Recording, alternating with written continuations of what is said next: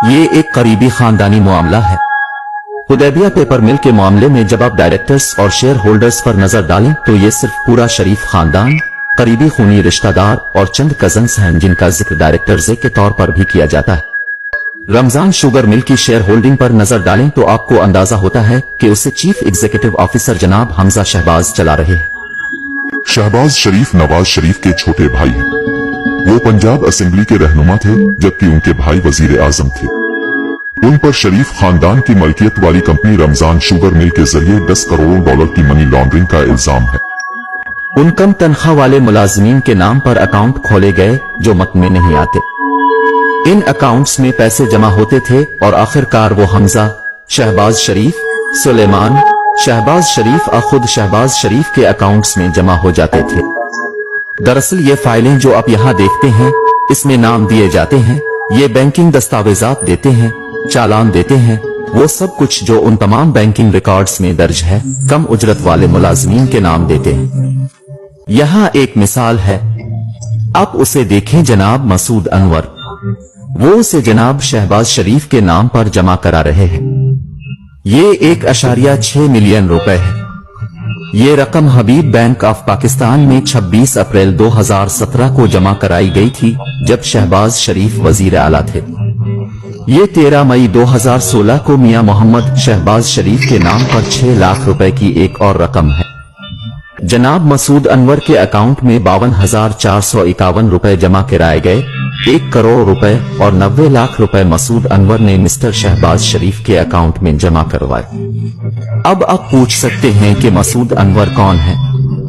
वफाकी तहकीकाती इदारे FIA की जानिब से की जाने वाली इस तहकीकात के मुताबिक मसूद अनवर थे शरीफ खानदान का निचले दर्जे का मुलाजिम। आपके अपने खानदान का रुकन वजीर खजाना है और आपका दूसरा भाई वजीर आजम है। लिहाजा इस वक्त पूरी बैंकिंग चीन उनकी सहूलत के लिए मौजूद थी और मैं तहकीकात में शामिल एक जराये से बात कर रहा था। चूंकि एक बार जब उन्होंने बैंकरों से पूछा कि ये उनकी नाक के नीचे कैसे हो रहा है और उन्होंने इन तमाम सरगर्मियों को क्यों नहीं रोका, तो उन्होंने कहा कि लोग बंदूक बरदारों के साथ बैंकों में आते थे और एक खातून तफ्तीशकारों ने कहा कि वो एक बैंकिंग अफसर को रो रही थी कि हम क्या कर सकते थे। बैंक मैनेजर्स को बैंक के आला ओहदेदारों का फोन आता था।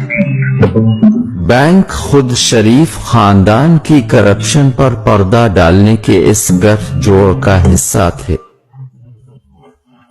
नाम निहाद पनामा पेपर्स में मनी लॉन्ड्रिंग और टैक्स चोरी के इल्जामात हैं। इसमें आलमी रहनुमा शामिल हैं और जहां उनमें से कुछ पर टैक्स से बचने की कोशिश में अपना पैसा छुपाने का इल्जाम है। ये पाकिस्तान के लोगों के लिए हैरत की बात थी क्योंकि ये बैन अल-अक़वामी सतह पर सामने आया था। इसकी साख बहुत ज्यादा थी क्योंकि इससे पहले कई सालों से शरीफ खानदान इस खबर को इस्तेमाल करता रहा है कि उनके खिलाफ ये तमाम इल्जामात सियासी मुहर्रिकात पर मबनी है।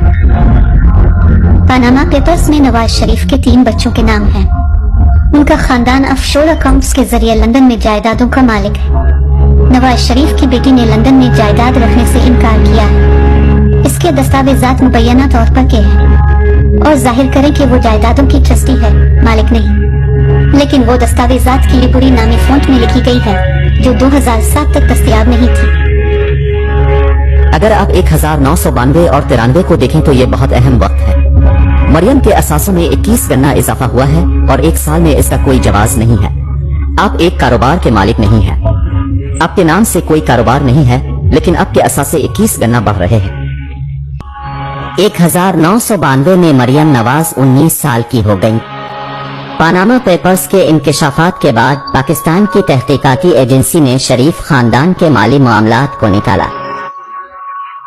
मुश्तरका तहकीकाती टीम को बुनियादी तौर पर पता चला कि मिस्टर नवाज शरीफ आमदनी के मालूम जराए से बनाए गए असासों का जवाब पेश नहीं कर सके। ये अहम इल्जामात में से एक था। मामले को फौजदारी कार्रवाई के लिए भेज दिया गया था। फौजदारी इस्तिगासा में एक मुकदमा था जो तकरीबन 1 साल तक चलता रहा और इस मुकदमे में नवाज शरीफ की तरफ से इनकी दौलत की असल लंदन में उन 4 फील्ड फेयर्स की वजाहत के बारे में एक भी जवाब नहीं आया। वो पैसा कहाँ है जो वो कभी साबित नहीं कर सके थे। शरीफ खानदान का शुमार पाकिस्तान के अमीर तरीन अफराद में होता है लेकिन उनकी दौलत की असलियत अभी तक एक मुअम्मा बनी हुई है। इस वक्त अपनी फेयर में जिस फ्लैट में रह रहे हैं, इसका नाम दरअसल गुज़िश्ता साल पाकिस्तानी अखबार दी न्यूज में उन 4 फ्लैटों में से एक के तौर पर लिया गया था जो आपके वालिद ने मुख्तलिफ सोर्स और ऑफशोर कंपनियों के जरिए गैर कानूनी तौर पर खरीदा था। तो नहीं, जो लोग असल में इसके लिए हमें मोरिद इल्जाम ठहरा रहे हैं वो अदालत में जाते हैं और इसे साबित करते हैं। लेकिन क्या आप जानते हैं कि आप जिस फ्लैट में रह रहे हैं इसका मालिक कौन है? ठीक है, अभी ये सवाल नहीं है। तो नहीं, लेकिन ये वो सवाल है जो मैं आपसे पूछ रहा हूँ। क्या आप जानते हैं कि फ्लैट का मालिक कौन है? ठीक है, ये किराया पर है, ये मैं हूँ। मैं किराया की बुनियाद पर फोन कर रहा हूँ जो हर चौथाई पाकिस्तान से आता है। आप उसे जाती तौर पर किराया पर दे रहे हैं या पैसा पाकिस्तान से आता है? पैसा पाकिस्तान से आता है। मैं अपने वालिदैन के साथ रहने वाले किसी भी दूसरे तालिब इल्म की तरह हूँ। मुझे हकीकत में ये जानने की जरूरत नहीं है कि हकायक क्या है और फ्लैट्स का मालिक कौन है और कौन किराया अदा करता है और कौन मेरे गुजर बसर के लिए अदायगी करता है। लिहाजा खानदान इसका मुस्तहक है। अगरचे ये मेरी गलती नहीं थी कि मैं एक अमीर और अमीर घराने में पैदा हुआ था। मेरे दादा ने ये सब कुछ सख्त मेहनत से हासिल किया। जब आप उनसे पूछेंगे कि आपको ये पैसा कहाँ से मिला तो वो आपको आजादी के वक्त अपने मरहूम दादा की कहानी सुनाना शुरू कर देंगे। हम हिंदुस्तान से आए थे, हमारे पास कारोबार है। सच छोटी बात यह है कि दुनिया में ऐसा कोई कारोबार नहीं है जिसके पास मनी ट्रेल ना हो। अगर आप उनकी टैक्स फाइलिंग को देखें तो ये एक बड़े सनती खानदान के तौर पर सामने नहीं आता है। शरीफ खानदान पाकिस्तान के इस अमीर घराने में कभी शामिल नहीं हुआ, लेकिन अब अगर आप पाकिस्तान के अमीर तरीन खानदानों की फहरिस्त बनाएं तो यकीनी तौर पर शरीफ खानदान टॉप 3 में शामिल होगा।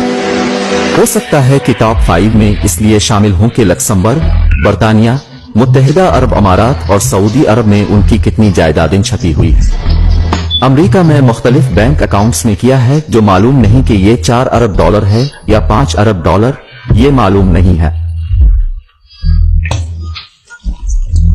दिसंबर 2018 में पानामा पेपर्स के इंकशाफात के नतीजे में नवाज शरीफ और उनकी बेटी को करप्शन के इल्जामात में 7 साल कैद की सजा सुनाई गई।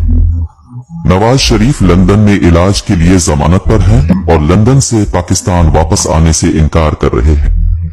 नवाज शरीफ का दावा है कि उनका जवाल पाकिस्तानी फौज की साजिश है। We contacted Priti Patel MP, the Home Office Minister, to ask her why Nawaz Sharif, who had overstayed his British visitor visa by 2 years, had not been extradited from Britain. Priti Patel had been eager to deport asylum seekers during her time at the Home Office, yet she took no action against Nawaz Sharif. Priti Patel MP in the Home Office did not agree to an interview. We also contacted the National Crime Agency. We wanted to find out why there had been no meaningful investigation into Nawaz Sharif's assets. The NCA did not agree to speak to us.